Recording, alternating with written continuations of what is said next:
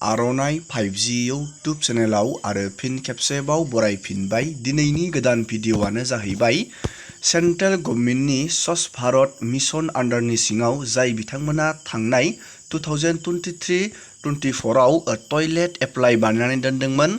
Finally नोंथांमोननि जिअ'टेकनि लिस्टआ ओंखारनानै फैबाय। जाय बिथांमोना बे जिअ'टेक लिस्टआव नाम दं, नोंथांमोना थाबैनो टयलेट बानायनो थाखाय नोंथांमोना 12,000 रां मोनसिगोन। गिबियावनो टयलेट बानायनो थाखाय नोंथांनो रांखौ DBT सिस्टेमनि थ्रुयै होनाय जायो। नोंथांनो मोननै किस्तियाव टयलेट लुनो थाखाय नोंथांनि बेंक एकाउन्टआव फैसाखौ डाइरेक्ट सोनानै होयो। नोंथाङा बे फैसाखौ बख'नानै नोंथाङा हारसिङैनो नोंथांनि गोसो बायदियै नोंथाङा टयलेटखौ लुना लानांगौ बे 12,000 रांजों। जाय बिथांमोना थांनाय समाव बे स्वच्छ भारत मिशन आन्डारनि सिंनि टयलेटखौ एप्लाइ बानायनानै दोनदोंमोन। फाइनेलि नोंथांमोननि निउ जिअ'टेकनि लिस्टआ ओंखारनानै फैबाय। नोंथांमोना बे लिस्टखौ गावबागावनि मबाइल फननि मददावनो बोरै चेक बानायगोन, जोङो दिनैनि नैबे भिडिअ'नि गेजेराव बेनि A to Z डिटेल प्रसेसखौ नायगोन। लोगोसे जाय बिथांमोना थांनाय स्वच्छ भारत मिशन आन्डारनि सिंनि फार्स्ट इनस्टलमेन्टनि रांखौ मोनबायमोन, नोंथांमोना नैथि इनस्टलमेन्टनि थाखाय नोंथांनि लिस्ट नामनि डेटाखौ नोंथाङा बोरै चेक बानायगोन, जोङो बेखौबो नायगोन। नोंथाङा बे लिस्टआव जाय बिथांमोना टयलेटखौ लुनानै आधा कमप्लिट बानायबाय, नोंथांमोना आरो नेक्स्ट किस्ति नोंथांमोना मोननो थांगासिनो दं। नोंथाङा बे किस्तिखौ मोननो थाखाय नोंथाङा गावबागावनि लिस्टखौ बोरै चेक बानायनो, जोङो बेखौबो नायगोन। नोंथांमोना भिडिअ'खौ जोबजासे नायलांबाय थाबानो जाबाय आरो बेफोरबायदिनो गोदान गोदान आपडेट, डिटेल स्किम, डिजिटेल खौरां मिथिबाय थानो थाखाय नोंथाङा चेनेलाव गोदानबा चेनेलखौ साबस्क्राइब खालामबानो जाबाय। दानिया जोङो निउ जिअ'टेकनि लिस्टखौ जोङो नायदिनि। गिबियावनो लोगोफोर, नोंथांमोना जिअ'टेकनि लिस्टखौ चेक बानायनो थाखाय गुगोलाव नोंथाङा स्वच्छ भारत मिशन नोंथाङा बेखौ सार्च खालामना होनांगोन। लोगोसे नोंथाङा SBM बेखौ सार्च खालामबाबो नोंथाङा डाइरेक्ट नैबे पेजाव फैनानै नोंथाङा चेक बानायनो हागोन। लोगोसे आं बिनि लिंकखौ भिडिअ'नि डिसक्रिपसनाव होनानै दोनखागोन। नोंथाङा लिंकआव थुबाथाय नैबे पेजाव फैनानै नैबे अफिसियेल पर्टेल, नोंथाङा बेयाव फैनानै नोंथाङा बेयाव इजियावनो गावबागावनि जिअ'टेकनि निउ लिस्टखौ नोंथाङा चेक बानायनो हागोन। दानिया नोंथाङा बे पेजखौ बोखोनांगोन। बोखोनानै नोंथाङा नैबेयाव अपसन नुनो मोनदों। जाय बिथांमोना थांनाय नैबे 2023-24 आव एप्लाइ बानायनानै नोंथांमोना जिअ'टेकनि लिस्टखौ नोंथांमोना चेक बानायनो सानदों, नोंथांमोना नैबेयाव नाउ इउआर स्वच्छ भारत डाटा नोंथाङा बेयाव क्लिक खालामनांगोन। आरो जाय बिथांमोना गोदानै नोंथांमोना टयलेट एप्लाइ बानायनो सानदोंबा नोंथाङा नैबे एप्लिकेसन फ्रम IHSL डेशबर्ड नोंथाङा बेयाव क्लिक खालामनो नांगोन। जुदि नोंथाङा दासिमबो टयलेटखौ एप्लाइ बानायाखै, नोंथाङा नैबे एप्लिकेसन फ्रम फर IHSL डेशबर्डआव क्लिक खालामनानै नोंथाङा इजियावनो मबाइल फननि मददावनो नोंथाङा इजियावनो टयलेटखौ एप्लाइ खालामनानै लानो हागोन। दानिया जोङो बेयाव डाटाखौ नायगोन। डाटाखौ नायनो थाखाय नोंथाङा नैबेयाव क्लिक खालामना होनांगोन। जोङो दानिया बेयाव क्लिक खालामना होबाय स्वच्छ भारत डाटायाव। दानिया बेयाव क्लिक खालामना होनाय लोगो लोगोनो नोंथाङा बे पेजखौ बोखोनांगोन आरो बोखोनानै नोंथाङा नैबेयाव लास्टआव मोनसे नोंथाङा अपसन नुनो मोनदों। नैबेयाव नैबे एन्ट्रि स्टेटास अफ निउ, नैबेयाव नोंथांमोना मोनसे अपसन नुनो मोनदों। Entry status of new house hulled in SBM phase 2 नोंथाङा बेयाव क्लिक खालामना होनांगोन। नैबे MR13A नोंथाङा बेयाव क्लिक खालामना होनांगोन। दानिया जोङो बेयाव क्लिक बानायबाय। बेयाव क्लिक बानायनाय लोगो लोगोनो दानिया नोंथाङा बेयाव गावबागावनि नोंथाङा नैबेयाव नुनो मोनदों स्टेट।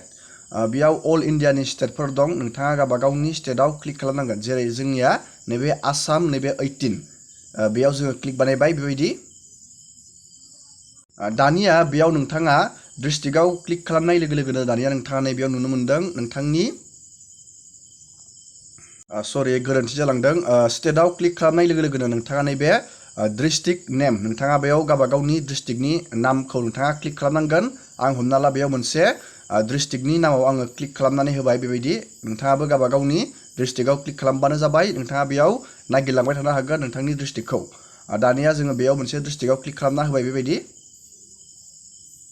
दानिया नोंथांनि डिस्ट्रिक्टनि ब्लकनि नाम नैबेयाव थागोन।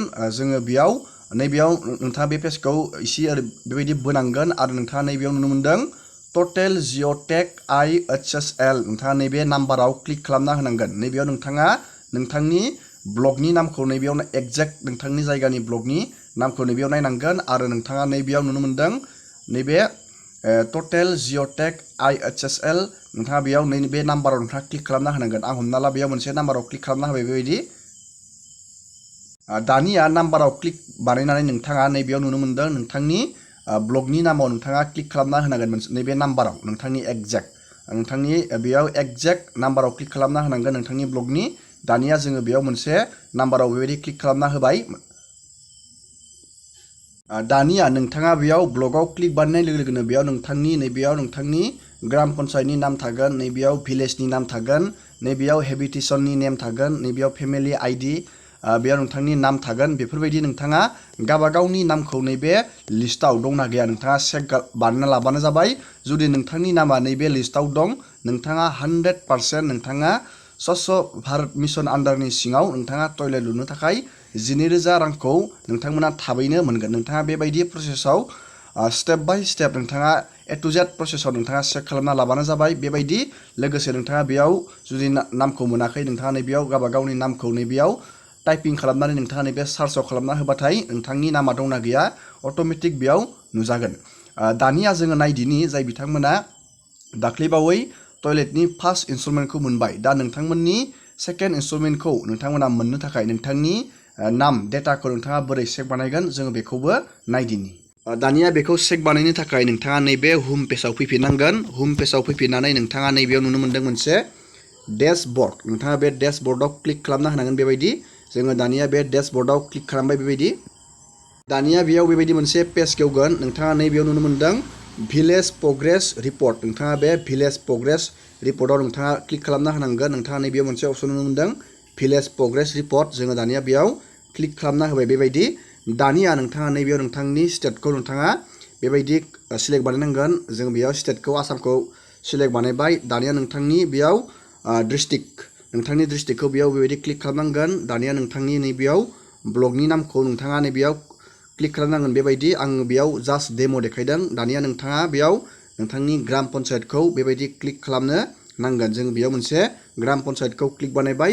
दानिया नोंथांनि बेयाव भिलेजनि नाम बेयो VCDC नोंथाङा बेयाव क्लिक खालामना होबानो जाबाय बेबायदि। दानिया नोंथाङा नैबे साबमिट अपसनाव नोंथाङा क्लिक खालामना होनांगोन। जोङो दानिया बे साबमिट अपसनाव क्लिक खालामना होबाय बेबायदि। दानिया बेयाव बेबायदि मोनसे पेज गेवगोन। नोंथाङा बे पेजखौ बोखोनानै नोंथाङा नैबेयाव नुनो मोनदों नैबे IHSL फेज 2 नोंथाङा बेयाव क्लिक खालामना होनांगोन। जोङो दानिया बेयाव क्लिक बानायबाय।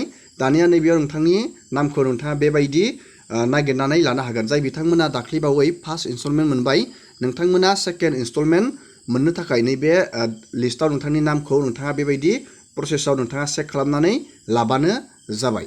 दिनैनि भिडिअखौ आङो बेखिनियावनो फोजोबबाय। नोंथांमोना भिडिअखौ नायनानै मोजां मोनोबा लाइक खालामबानो जाबाय। चेनेलाव गोदानबा चेनेलखौ साबस्क्राइब खालामबानो जाबाय। एसेनोसै दिनैनि भिडिअआ।